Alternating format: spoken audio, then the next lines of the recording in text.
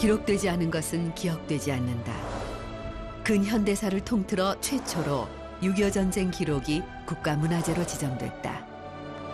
이렇게 과거의 기록은 현대와의 부단한 대화를 통해 가치 있는 역사가 되고 미래로 연결된다.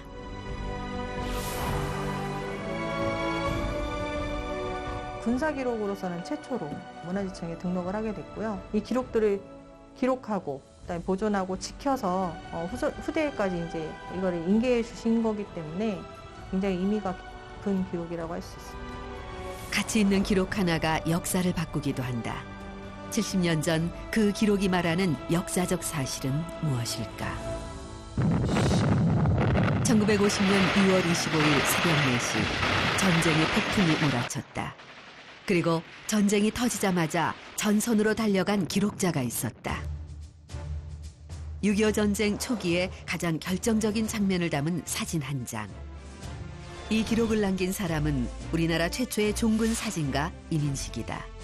그는 전쟁 발발 직후 긴급 편성된 국방부 소속 정훈국 사진대장으로서 총 대신 카메라를 들고 참혹하고 처절했던 6.25 전쟁을 기록했다. 70년 전 시간이 멈춰진 기억들을 만나기 위해 대를 이어 사진작가의 길을 걷고 있는 아들 임정희 씨를 찾았다. 날짜가 다 있어도 좋은데 아버님 것도 날짜 다 있어.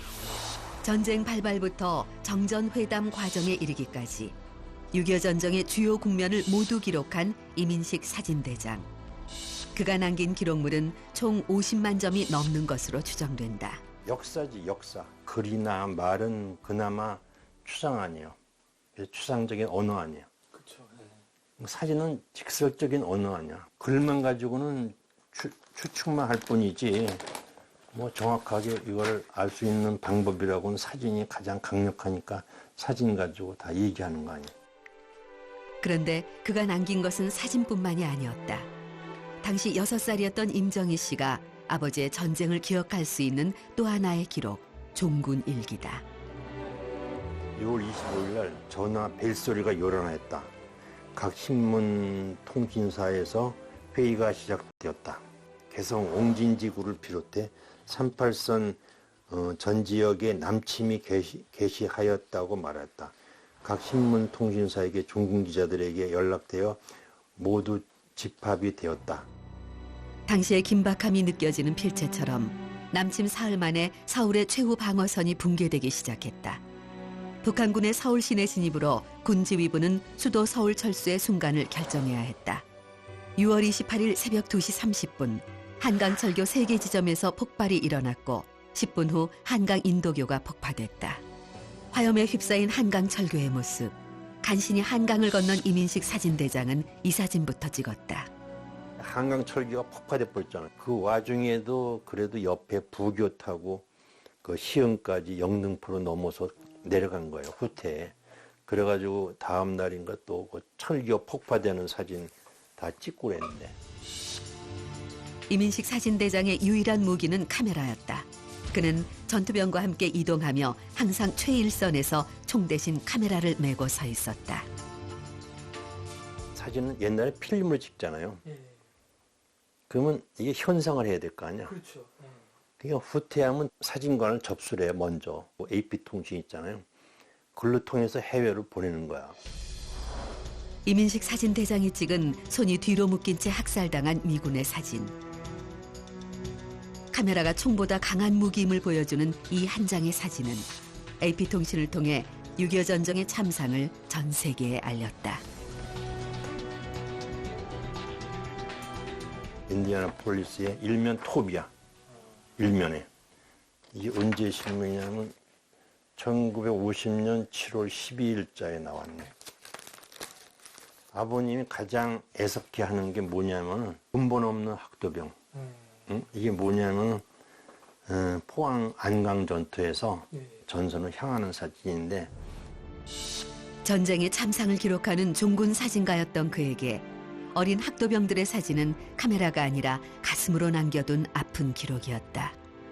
이민식 사진대장께서 굉장히 꼼꼼하게 사진들도 많이 모으고 학도병처럼 학도병 개인들의 모습들을 기록으로 남아있지가 않겠죠. 그냥 학도병들이 뭐 몇천 명이 뭐 어디 전투에 갔다로 끝나지만 실제 당시 현장의 모습을 직접적으로 보여주고 남길 수 있었다는 것은 이 이민식 사진대장의 그 꼼꼼한 기록과 사진 작업들이 남아있기 때문에 결국은 의미가 있는 거고, 그래서 이제 기록이 굉장히 중요한 것이겠죠.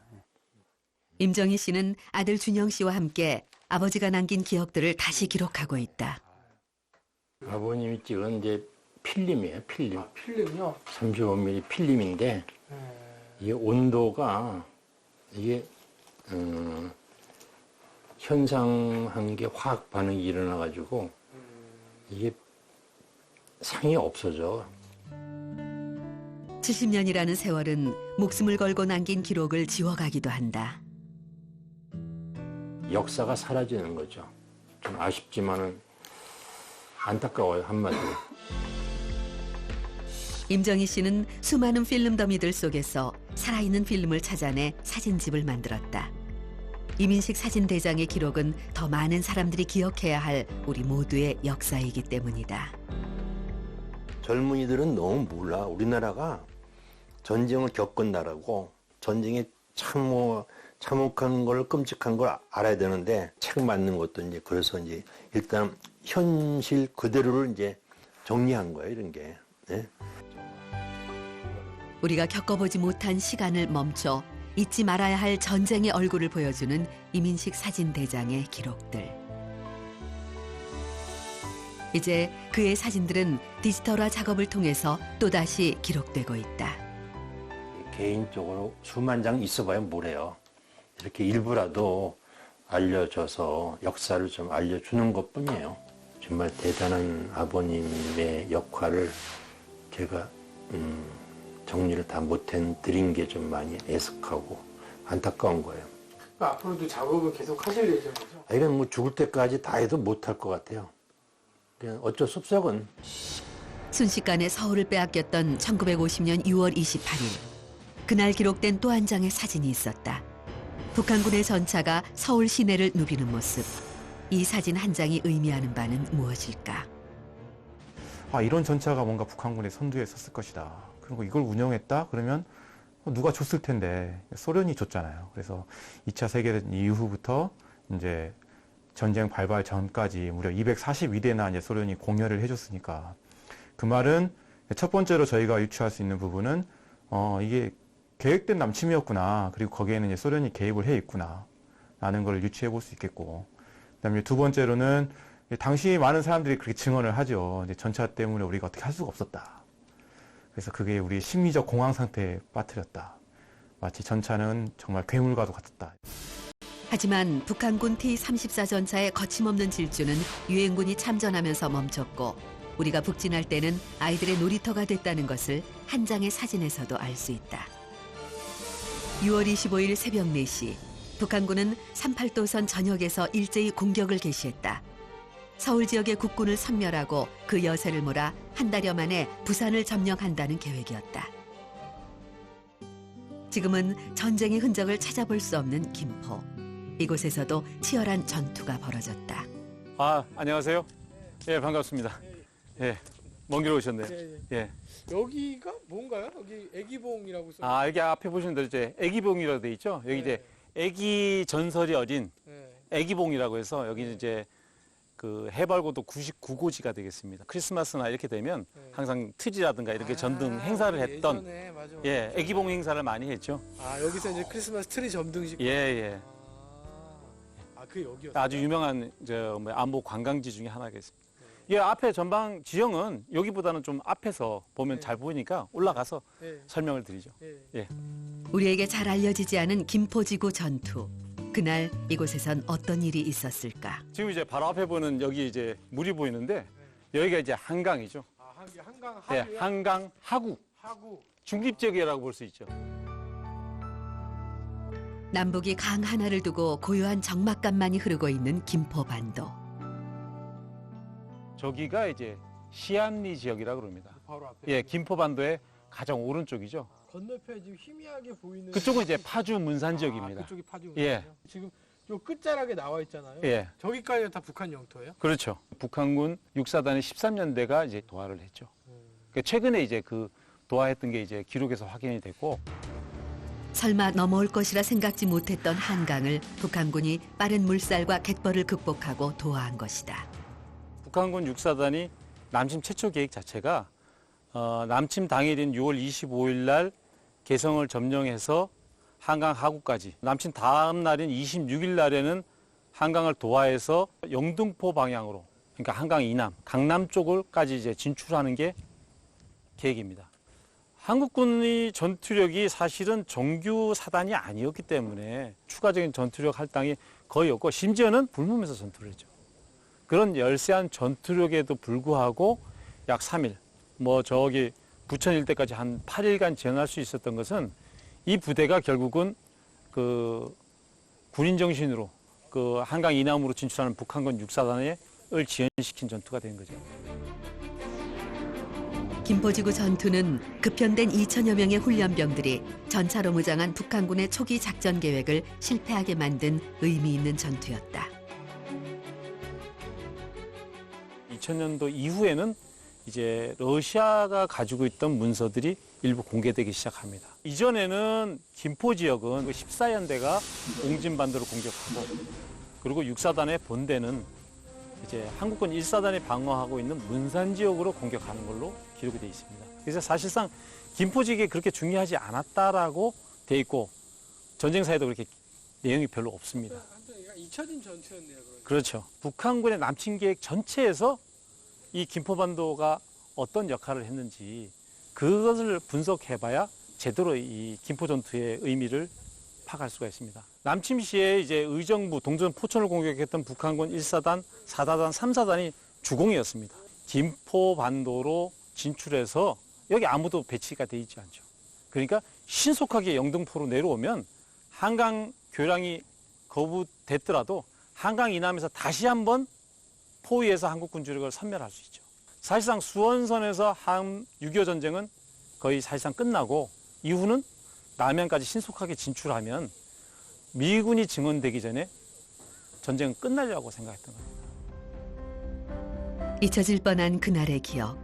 김포지구 전투는 최근 육군 군사연구소가 새로운 기록들을 발굴해 6.25 전쟁 전투사를 다시 쓰면서 재평가되고 있다.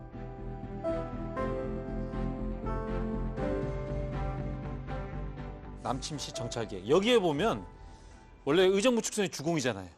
그 의정부 동두천 포천이라는 언급한 횟수보다 김포를 언급한 횟수가 더 많아요. 소련 군사고문단장 라주바예프의 6.25 전쟁 보고서에는 북한군의 최초 남침 계획이 상세하게 기록되어 있다. 그리고 북한군이 한강 도하 시 소련의 강행도하 교본을 참고했다는 것도 자료를 통해 확인할 수 있다. 우리 자료뿐만 아니라 적측인, 이제 러시아 자료가 공개되다 보니까 좀 더 객관성 있는, 객관적인 전사 지필이 가능하지 않았는가. 군사적으로 그 6.25 전쟁의 진짜 그 모습들이 제대로 재조명될 수 있지 않을까 이렇게 생각이 됩니다. 김포지구 전투처럼 기록을 통해 그 가치와 의미가 재평가되는 전투가 있다. 오산시 북쪽에 위치하며 가운데로 길게 1번 국도가 뻗어 있는 중미령. 6.25 전쟁 당시 우리나라에 처음 도착한 미 제24사단 스미스 특수 임무부대가 북한군과 전투를 펼쳤던 역사의 현장이다. 그 당시에 이쪽 산하고 또 그 이쪽 산하고 두 군데 이렇게 야산이 있습니다. 이걸 뭐 중미령이라고 하는데 그래서 미군들이 와가지고 저쪽 기지랑 여기에 이 터에 여기 있었습니다. 그 당시에는 이게 산업도로 지금 그 1번 국도인데 이게 부산까지 가는 길입니다. 부산. 예, 계속해서. 근데 편도 1차선이었어요. 당시에는? 예. 그리고 이게 지금 시원하게 뚫렸는데 꼬불꼬불하고 산이 깊었습니다. 고개가 높았어요. 그래서 진지를 구축하게 되고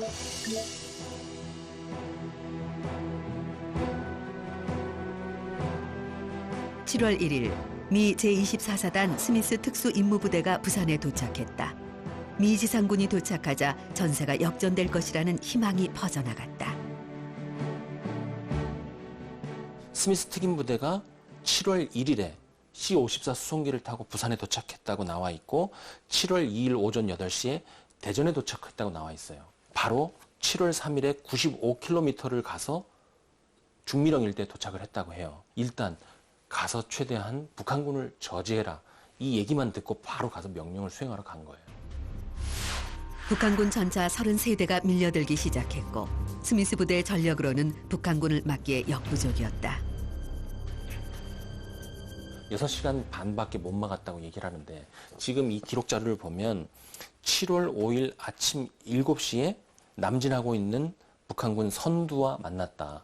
그런데 거기에서 마주친 게 뭐냐면 T-34 전차를 바로 마주쳤다고 해요. 그러니까 선두에 당시에 최첨단 무기인 소련제 T-34 전차를 앞세운 북한군의 1개 연대를 처음에 만났고 나중에는 2개 연대와 동시에 교전을 하거든요. 여기서 6시간 반을 안 막았으면 대전 지나서 바로 부산까지도 갈 수 있었거든요. 스미스 부대는 6시간이 넘는 전투를 치르면서 파죽지세로 남아하던 북한군의 기세를 한풀 꺾고 유엔군이 들어올 시간을 번 것이다. 중미령 전투와 스미스 부대의 역할에 대해서 우리가 평가를 하려면 전술적인 평가를 해야 됩니다. 북한군은 소련군의 지령을 받아서 움직이고 있었기 때문에 미군하고 지금 교전이 붙었습니다. 어떻게 해야 됩니까? 그러면 소련에 연락을 하고 그 답신이 오는데 시간이 걸린다고요. 북한군의 공격 템포를 결정적으로 뺏은 거죠. 중미령 전투 사흘 후 김일성이 스탈린에게 보낸 서신을 통해 스미스 부대의 활약을 재평가할 수 있다.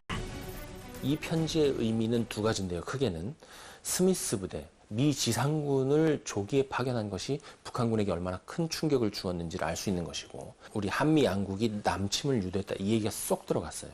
그러니까 이런 두 가지 의미가 있는 이 편지가 미국에서 발견이 돼서 여러 가지 문제들을 해결을 해줬죠. 결국 중미령 전투를 통해 유엔군의 참전을 알리게 됐고 북한군을 재평가함으로써 작전을 새로 설계할 수 있었다.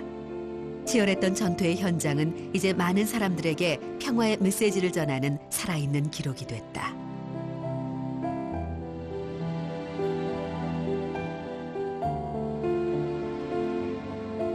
전쟁사에서 1차 사료인 기록은 더없이 중요하다.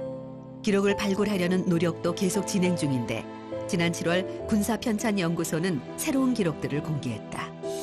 6.25 전쟁 당시 북한군 노획 문서들을 완역해 분석한 자료집.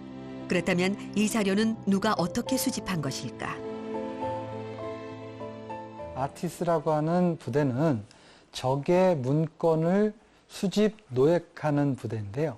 이 한국전쟁 때도 역시 아티스가 북한 점령 지역의 주요 지역에 가서 문서를 노획하고 그것을 분류 그리고 정리해서 만든 것이 바로 북한 노획 문서입니다.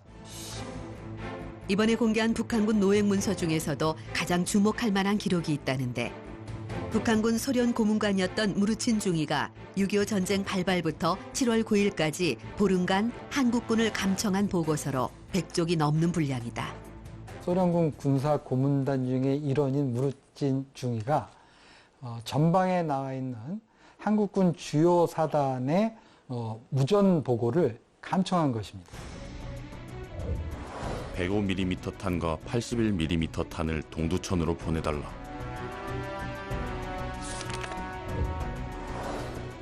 (38선) 지역에서 적이 강력한 대포화기를 이용해 전투를 시작했다.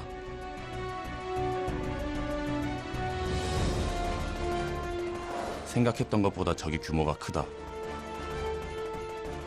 전방 사단에 있는 보고가 국방장관한테 이렇게 보고했던 내용이라고 하는 것은 회고록을 통해서만 알고 있지 이렇게 직접 보고서로 나와서 우리가 이렇게 기록으로 확인할 수 있는 것은 이 무르친 보고서가 처음입니다. 이 자료가 갖는 의미 중에 하나는 소련이 6.25 전쟁의 개전에 있어서 직접적인 연결고리를 갖고 있다는 것을 이 자료를 통해서 확인할 수 있습니다. 그리고 또 하나, 6.25 전쟁을 해석하는 데 있어 중요한 기록이 공개됐는데 바로 북한군이 남긴 종군일기다. 북한의 기습 남침으로 후퇴를 거듭하면서 전선의 움직임이 너무 빨랐던 탓에 전쟁 초기의 기록이 거의 없는데 북한군의 일기를 통해서 당시의 상황을 들여다볼 수 있게 됐다. 6월 25일 개전 이후부터 7월, 8월까지 중요 자료들이 거의 없습니다. 그런데 6월 25일부터 날짜별로 어떻게 이동했는지를 북한군 병사들이 일기를 통해서 재구성할 수 있습니다. 6월 16일 평양을 출발해서 이제 38선으로 향하는 거잖아요. 그다음 6월 26일 날 의정부에서 체포가 된 거 같아요. 체포됐는데 이 사람은 조금 자세히 썼습니다. 7월 21일부터 여기까지.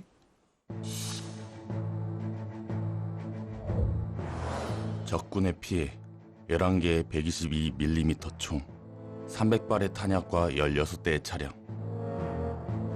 용맹한 아군 동지들이 부상을 당했고 최송근, 이석정, 염강옥이 사망했다. 적들은 큰 피해를 입었다. 어제 맹렬히 파붙던 적들의 대포 포격이 멈췄다. 일기류가 그 6.25 전쟁사를 갖다가 구성하는데 왜 중요하냐? 부대 이동뿐만이 아니고 부대 사기나 그 다음에 부대원의 사상자 및 전사자를 정확하게 알 수 있습니다. 이게 무슨 얘기냐면 북한이나 우리나 보통 공식 전쟁사에 있어서의 적에 대한 사상자는 좀 부풀리게 마련입니다. 그렇죠. 직접 참전했던 일반 병사들의 일기를 갖다 뒤져보면 거의 정확하게 파악합니다. 그리고 6.25 전쟁을 앞두고 실전 훈련을 전개하고 수정을 거듭한 북한 해군의 작전 임무 보고서 등 그동안 잘 알려지지 않았던 북한 해군에 관한 자료들도 함께 공개됐다. 추정, 기억, 구술로 이어지는 그 사실에 대한 왜곡을 이런 1차 사료를 통해서 시정할 수 있다는 점에서 이제 큰 의미가 있는데요.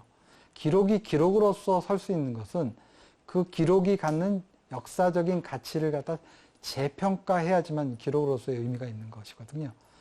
그런 작업을 연구자들이 꾸준히 해야죠. 오래전부터 기록을 찾아 나섰던 군사편찬연구소의 남보람 연구원. 그에게는 특이한 이력이 있다.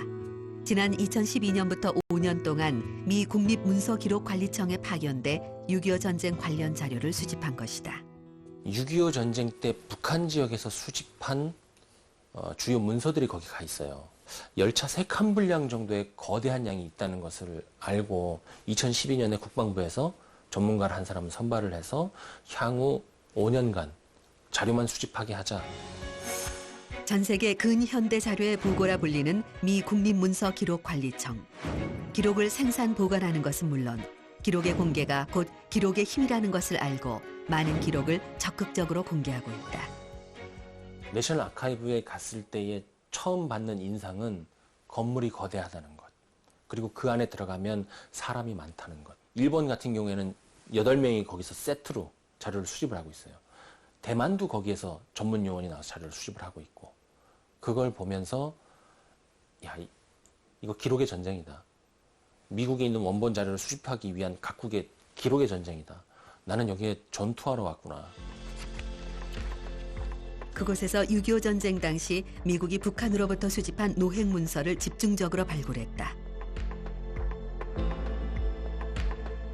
북한군의 영흥만 전투 대형 배치 약도와 원산시 해안 방어 약도도 당시의 발굴에 공개한 것이다.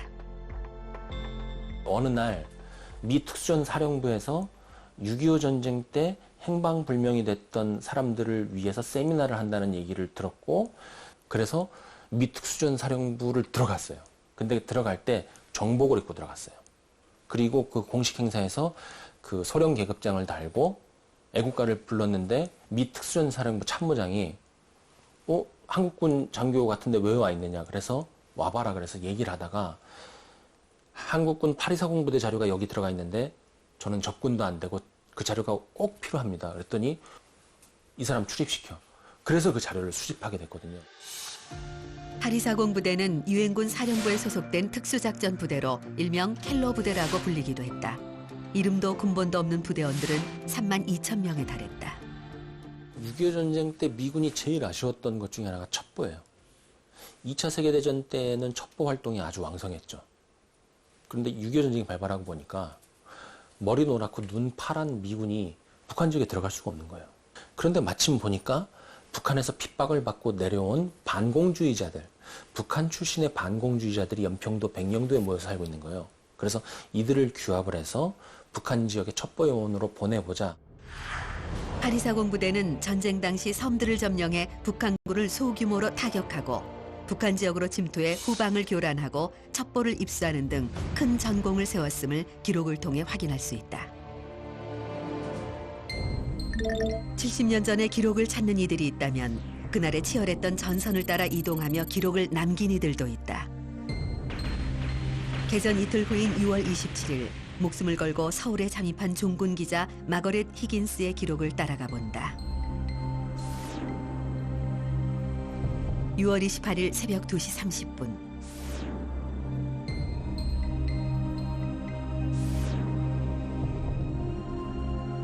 북한군의 진격을 피해 서울을 떠나려던 히긴스는 현장에서 한강대교 폭파 장면을 목격했고 뉴욕 헤럴드 트리뷴에 당시 상황을 보도하는 서울 함락 기사를 실었다. 6.25 전쟁에 참전한 종군 기자 중 유일한 여성이었던 히긴스. 전쟁 당시 히긴스를 직접 만났다는 종군 기자를 통해 그녀에 대한 기록을 확인할 수 있었다. 안녕하세요.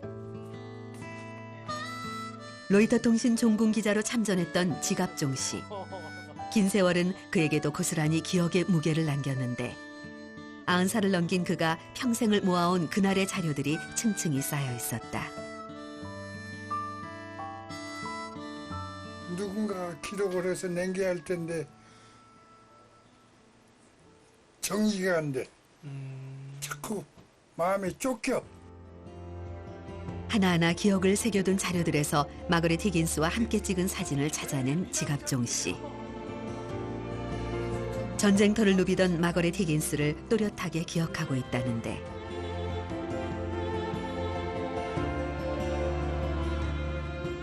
무서움을 몰라. 총알이 뭔지를 몰라. 그냥 최전방 남자들은 좀 어깨라도 숨기면서 앞으로 가보려고 하는데 얘는 뻣뻣하게 서서 댕길 줄이야. 쟤 약간 이상한 애다 그런 생각도 하셨겠어요, 그렇죠? 미친지. 그런데 그렇게 용감하게 하니까 좋은 기사도 많이 썼고 그게 자기가 전투 경험이 있어 뭐가 있어. 전방에서 나라 위해서 고생한다. 그걸 알지. 드레스보다 군복이 더 잘 어울리는 여자. 화장품 대신 진흙을 바른 여자로 불린 종군 기자 히긴스. 그녀는 개전 초기부터 3년 동안 최전선에서 6.25 전쟁을 취재했다. 수원 비행장에서 몇 가다가 왔어. 동경서 한국 시찰하러.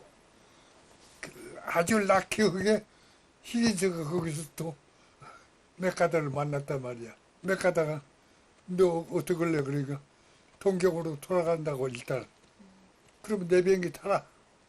그래서 또 몇 가다 비행기 얻어 타고 같이 갔잖아. 그게 비행기 속에서 할 일이 있어. 2시간 반 동안. 그러니까 자연히 앞으로 전투 어떻게 반격해야겠다. 그런 얘기까지 나온 걸 다 썼어 얘가. 히긴스는 6월 29일 수원 비행장에 도착해 직접 전황을 확인하고 작전 회의를 진행한 메가다 사령관을 취재했고 그의 전용기에 동승해 6.25 전쟁의 전황을 바꾸게 될 작전 계획까지 단독 취재할 수 있었다. 그리고 인천 상륙작전에도 함께한 그녀는 생생한 사실을 취재해 역사적인 사건을 세계에 알렸다.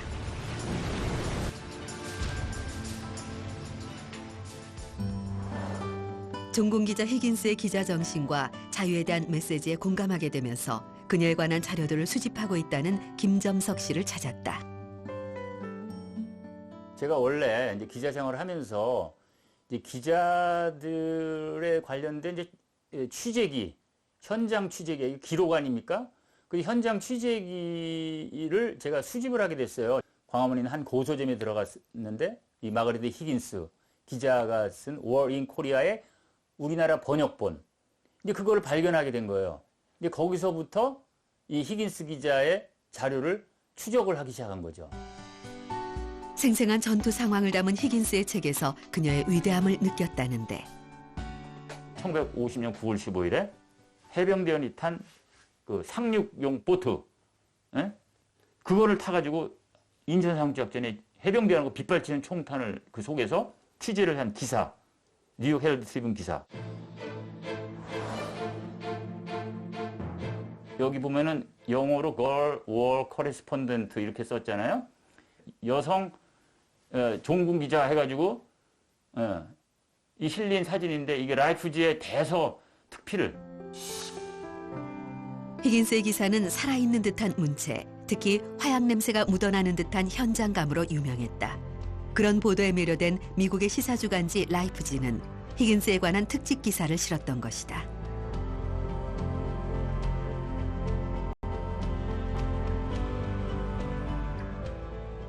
이게 한국전쟁에 대한 어떤 실체, 그 자기가 어떻게 탈출하고 서울에서 그다음에 그 와중에 뭐 어디 가서 이제 전투 현장을 취재한 거라든가 6.25를 겪었던 자기의 리얼한 아주 생생한 그런 체험기. 그래서 이거 아주 이 책이 대단한 겁니다. 그래서 전 세계 베스트셀러가 된 겁니다. 히긴스의 책은 6.25 전쟁을 정확히 취재한 전쟁 르포로 평가받으면서 세계 각국의 언어로 번역됐다. 굉장히 위험한 상황 속에서 사실 남자가 하기에도 사실 힘든 거고, 근데 그런 것들을 다 극복을 하면서 이겨내면서 그 현장을 담아냈다는 거는 수많은 기자들 중에서도 이제 좀 많이 인정을 받고 하는 거는 그만큼 그 노력이나 의지가 더 훨씬 컸다는 것이겠죠. 과거의 문서 기록 하나가 역사의 진실을 밝혀내기도 한다. 1945년에 미군이 작성한 보고서. 여기에 인천 상륙작전의 진실이 있다. 1945년 9월 8일에 작성된 자료예요. 6.25 때가 아닌데 한반도 지도와 인천 월미도에 상륙하는 계획이 들어있어요. 인천 상륙작전과 거의 유사한 작전이 여기에 계획이 돼 있어요. 1950년 8월 초 전선은 낙동강까지 밀려나 있었고 대한민국은 절체절명의 순간이었다. 불리한 전세를 뒤엎은 것은 성공 확률 5,000분의 1이라고 했던 인천 상륙작전의 성공 덕분이었다. 인천 앞바다의 밀물 시간이 짧은 데다 좁고 긴 수로 때문에 연합군 부대가 상륙하기 어렵다는 이유로 그동안 인천 상륙작전은 성공 확률 5,000분의 1이라는 수식어로 설명되었다. 그렇게 불가능했던 인천 상륙작전의 성공은 신화가 됐다. 하지만 이것은 부풀려진 전쟁 신화라는데. 한반도의 운명을 결정지을 수 있는 중요한 작전을 5,000분의 1의 모험을 가지고 그러한 위험한 도박을 하겠습니까? 아니면 이길 것이 확실한 곳으로 들어가서 전쟁을 끝내겠습니까? 이길 것이 확실한 곳으로 들어가는 거죠. 그렇게 판단할 수 있는 근거가 되는 게 바로 이 자료입니다. 1945년 9월 8일에 작성했던 미 제24군단의 인천 상륙 계획. 이 계획을 우리가 알고 있는 순간 인천 상륙작전에 대한 판단이 달라지는 거죠. 무슨 위험한 도박이라든지 5,000분의 1이라든지 이러한 신화 같은 얘기가 아니라 인간이, 집단이 작전에서 승리하기 위해서 최선의 노력을 결집해서 들어간 합리적인 판단의 결과가 인천 상륙작전이었구나. 1945년 9월 8일 미군은 일본군의 무장 해제를 위해 인천에 들어왔고 당시 미군이 작성한 보고서에는 혹시 모를 교전에 대비해 인천항에 대한 세세한 정보를 기록해 놓았던 것이다. 이 보고서에 실린 시도에는 인천항 부근의 수심, 방파제와 백사장의 위치, 접항시설의 보수 상태와 갯벌의 위치와 깊이까지 표시되어 있었고 인천항 진출입로와 인천으로 이어지는 도로까지 아주 세세하게 표시돼 있다. 그리고 선명하지는 않지만 인천항 주변과 조수 간만의 차이를 눈으로 확인할 수 있는 항공 사진도 첨부돼 있다. 이 자료의 발견 과정이 굉장히 흥미로운 것은 극적으로 찾아냈기 때문이 아니라 평범하게 있던 것을 들춰보니 놀라운 내용이 있다는 데 있는 것 같아요. 이미 90년대에 국내에 들어와서 있던 자료예요. 이 얘기는 지금도 이미 우리 곁에 있는 기록과 자료 중에 놀라운 내용이 들어가 있을 만한 것이 많을 거라는 것을 시사를 해주죠. 인천 상륙작전에는 우리가 몰랐던 또 하나의 비밀이 있다는데 1950년에 작성된 상륙작전 원본 계획서를 보면 이렇게 4가지의 작전 계획을 확인할 수 있다고 한다.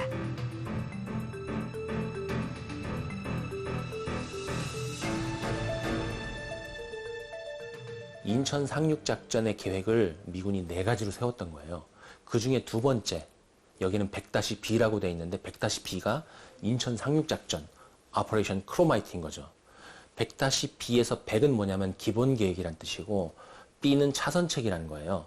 그러면 A는 최선책인데 A는 뭐냐면 그대로 반격을 해서 북한 쪽으로 쭉 밀고 올라가는 거예요. 이게 최선책이라고 봤던 거고 이게 지금 안 되니까 인천으로 상륙한다는 게 B작전인 거고 이 계획이 중요한 이유는 인천 상륙작전이 철저히 계획하에 실행된 작전이라는 것을 보여주는 거고요. 100A 계획은 미8군이 낙동강 전선에서 반격해 올라갈 때 군산에 상륙하는 것이었는데 당시 미8군은 낙동강 방어선을 지키느라 이 계획을 실행할 수 없었다. 그래서 인천에 상륙하는 작전 계획이었던 100B가 최종적으로 선택된 것이다. 이렇게 1차 사료인 기록을 통해 인천 상륙작전의 진실을 확인할 수 있다. 그리고 이 상륙작전의 원본 계획은 인천 상륙작전과 같은 날 이루어진 또 하나의 상륙작전인 장사 상륙작전의 진실을 밝히는 데도 중요한 자료가 된다는데 낙동강 상륙작전도 잘 안 되고 인천 상륙작전도 잘 안 됐을 때 한국군의 2개 사단을 북한군 후방으로 보내서 동해안에 상륙시켜갖고 유격작전을 한다는 게 있어요. 이것을 참고를 해서 장사 상륙작전을 한국이 단독으로 계획을 한 거예요. 그런데 장사 상륙작전을 인천 상륙작전의 양동작전으로서 생각하면 첫 번째는 인천하고 장사동하고 얼마나 거리가 먼데 인천 상륙하기 위해서 장사동에서 700명 보낸다고 해서 양동이 돼야 하는 의구심이 첫 번째 드는 거죠. 두 번째는 인천 상륙작전이 아무리 중요하다고 해도 학생들 700명을 보내서 희생을 시켜? 이게 원본이 명확한데 작전명령 제174호에 한국군 3사단이 지휘를 해서 북한군의 후방을 교란하는 유격작전으로 들어가라. 1950년 9월 10일 유격대 앞으로 명령. 작전 개시는 9월 13일. 목표 지점은 영덕군 장사해변. 명령권자는 정일권 육군 참모총장이었다.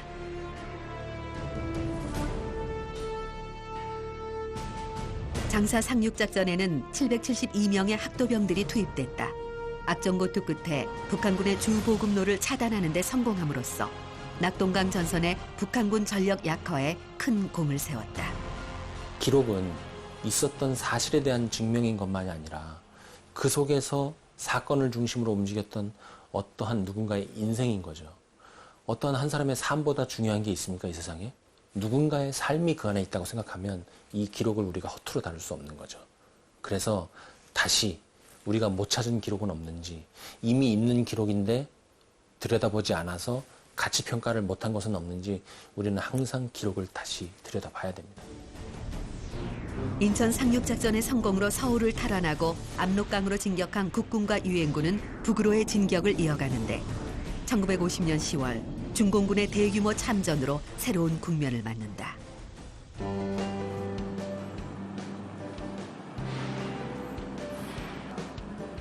6.25 전쟁을 다양한 시각에서 바라보는 자료를 수집하고 공유함으로써 기록의 가치를 전하는 사람이 있다. 한국 매그넘 이기명 대표다. 그는 6.25 전쟁 60주년이 되던 해 중국에서 입수한 사진 자료들을 중심으로 국내외에서 새롭게 발굴한 사진들을 엮은 사진집을 발간했다. 중립국 감독위원회 국가 중에 이제 스위스, 스웨덴이 있죠. 방문해서 군사 아카이브, 그다음에 군사 도서관에 한국 전쟁 관련된 자료를 직접 방문해서 이제 발굴했고요.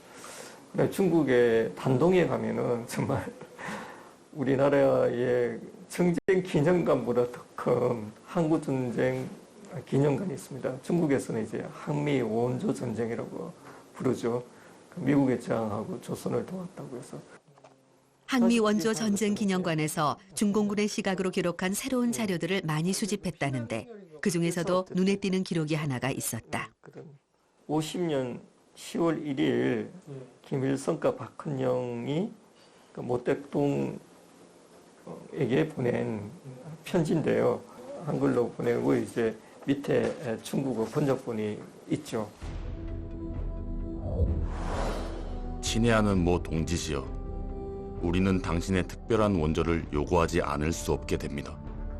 즉, 적군이 38도선 이북을 침공하게 될 때에는 약속한 바와 같이 중국 인민들의 직접 출동이 절대로 필요하게 됩니다. 유엔군의 그 인천 상륙 작전이 성공하고 바로 직후이기 때문에 굉장히 북한에서 이미 위기를 느꼈다고 보고 1950년 10월 21일 중공군 참전 이래 최초로 중국 인민지원군 사령관 팽덕회와 김일성이 만남을 가진 사진도 새롭다.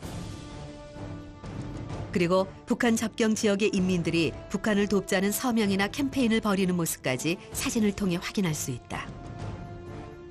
동족 상잔의 그런 전쟁이 아니라 국제적인 차원에서 봤을 때는 미국과 중국이 싸운 전쟁이고, 그래서 단순한 어떤 참전 군인들의 회고록이나 이런 뿐만 아니라 중국이 가지고 있는 공문서 같은 경우도 몇 가지는 이제 우리나라에 이제 번역된 것들도 있는데, 이제 그런 것들이 더욱더 기록물이 나온다면 이제 우리가 잘 몰랐던 어떤 6.25 전쟁의 하나의 공백을 좀 메꿀 수 있지 않을까.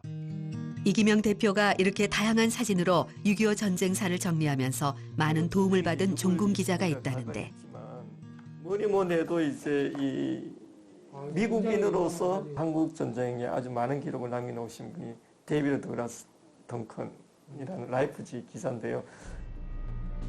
6.25 전쟁 종군 기자로 활동했던 덩컨은 전쟁의 비극을 서사적으로 포착한 생생한 사진으로 20세기의 대표적인 전쟁 사진 작가로 평가받는다. 그 라이프지 기자로서 종군에서 찍는 것에 그치지 않고 This is war라는 사진지를 남겨줬다는 거, 그게 우리한테 고마운 일이 아닌가 생각되고, 그래서 자기 사진에 대해서 저작권을 받지 않겠다 그러시더라고요. 한국 전쟁에 대한 애정이 깊다는 거고, 또 자기 사진이 한국 전쟁을 이해하는 데 도움이 되었으면 좋겠다. 그 기본 그런 생각을 갖고 계시는 분 같아요.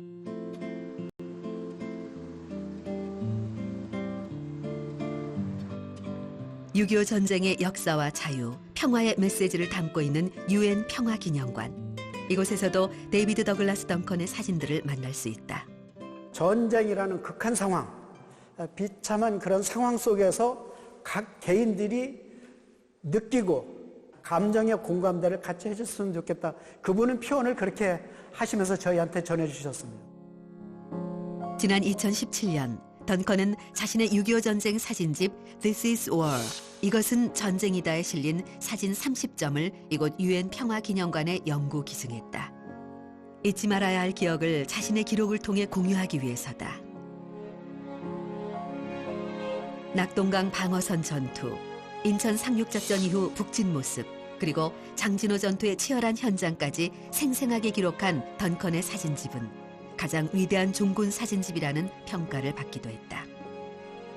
라이프지의 표지 모델, 표지로서까지 실렸던 사진인데 탄약 분배소로 내려옵니다. 내려오는데 줄탄 다 떨어졌다.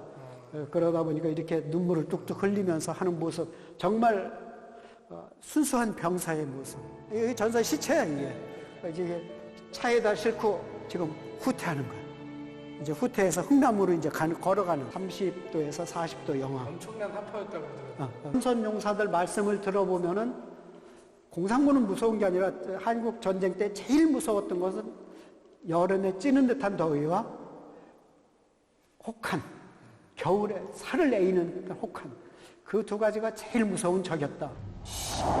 세계 3대 동계 전투 중 하나이자 6.25 전쟁의 분수령이었던 장진호 전투. 그 혹한과의 싸움은 미 육군 통신대가 촬영한 영상으로도 기록됐다. 그때 새로운 기술의 촬영 기기와 필름이 아주 설명도를 높여줬기 때문에 두 개가 시너지 작용을 합니다. 그래서 국민들이 우리 이 자식들이 굉장히 고생을 하고 있구나. 자유를 지키기 위해서는 굉장히 많은 노력을 하고 있구나. 미 육군 통신대는 전쟁 발발 직후인 6월 27일 우리나라에 들어와서 1954년 철수할 때까지 6.25 전쟁 전반을 촬영한 것은 물론이고 당시의 사회상을 담은 다양한 영상까지 구체적인 정보와 함께 기록했다. 그 영상 기록은 전장에서 실제로 근접해서 촬영했다는 게 하나 있고요. 거기에서 2명에서 각 그 부대별로 갈 때 2명에서 4명의 히스토리언이 같이 참여를 따라다녔습니다. 그러다 보니까 그 안에서 주변에 있는 사람들의 모습, 그다음에 문화 이런 걸 같이 남겼거든요. 미 육군통신대는 역사가들과 함께 다니면서 기록을 남겼기 때문에 언제 어디서 무엇을 촬영한 건지 아주 상세한 기록이 남겨져 있고 그만큼 이 영상 기록물은 역사적 가치가 높다.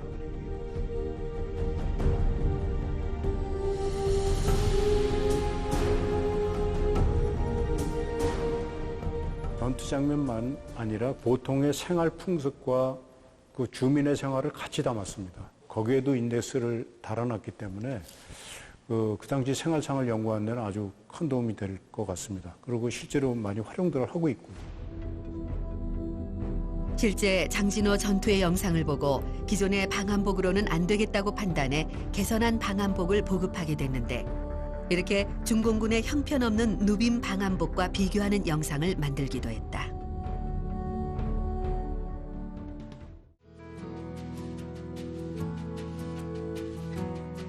우리에게도 6.25 전쟁 발발부터 종전까지 격전의 현장을 생생하게 담아낸 영상 기록물이 있다.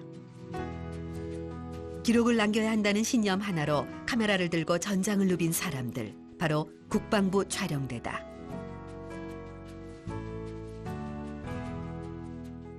(1950년 6월경에서) 진해에서 영화를 찍던 분들이 전쟁이 터졌다라고 하면서 군 기관하고 연결이 돼가지고 16mm, 35mm 이런 필름들을 촬영하는 카메라들을 가지고 각 지역으로 흩어져가지고 촬영을 시작을 하시죠. 그래서 이제 그분들이 국방부 정훈국 촬영대로 정식으로 이제 편입이 되시고, 그래서 국군 영화 제작소라는 곳이 생기게 됩니다. 국방부 촬영대를 시작으로 군의 훈련, 기타 안보 상황 등을 70년 동안 기록해온 곳이 지금의 국방홍보원이다. 여기는 이제 그 국방 뉴스, 이건 최초에는 이제 필름으로 제작되던 건데 지금 그때 당시에는 필름을 이제 테이프로 전환을 시켜서 보관을 해놓은 마스터예요. 그래서 국방 뉴스라는 게 거의 6.25 전쟁 직후부터 이제 제작을 시작하거든요. 굉장히 편수가 많아요. 국방뉴스는 지금도 하고 있잖아요. 지금도 하고 있어요. 배달의 기수 카테고리가 있는데 주말 오후 4시 정도에 배달의 기수 이러면서 이렇게 틀어줬던.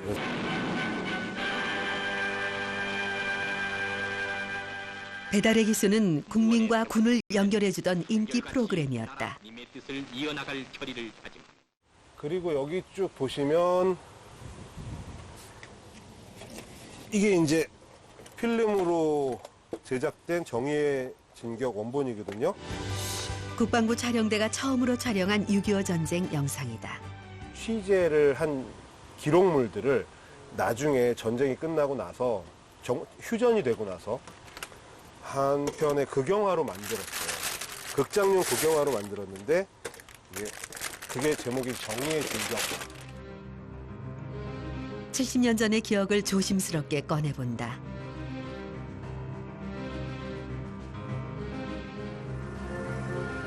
총알이 빗발치던 전쟁터에서 목숨을 걸고 기록한 대한민국의 역사, 정의의 진격.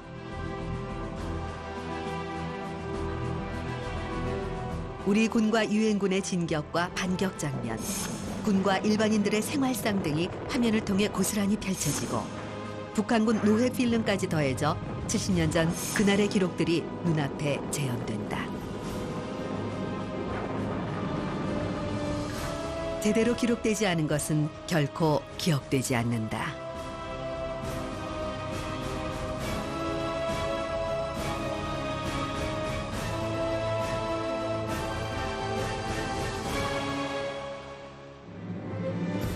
(70년의) 세월을 지나며 낡고 손상된 종이더미. 6.25 전쟁 기록물은 장장 5년 6개월에 걸친 복원 작업을 통해 누구나 볼 수 있는 살아있는 기록이 됐다.